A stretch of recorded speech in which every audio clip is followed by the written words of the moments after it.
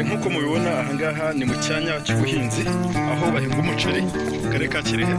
Urabona ko hameze neza cyane, umuceri usa neza, umeze neza rwose, ubona ifumbire rihagije n'ubutaka bwiza. Murabona ko aka ari akazu k'abantu barinda inyoni mu muceri.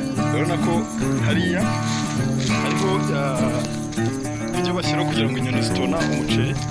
Twasuye rero iki gice cya hano, ubona ko ni igice cyiza cy'ubuhinzi, ni icyanya cyiza rwose. Hirya abahinzi baruhira, bahinga inyanya, bahinga pavuro, watermelon, bahinga amashu, bahinga ibintu byose by'imboga, imbuto zitandukanye. Murabona ko umuceri hano umeze neza cyane.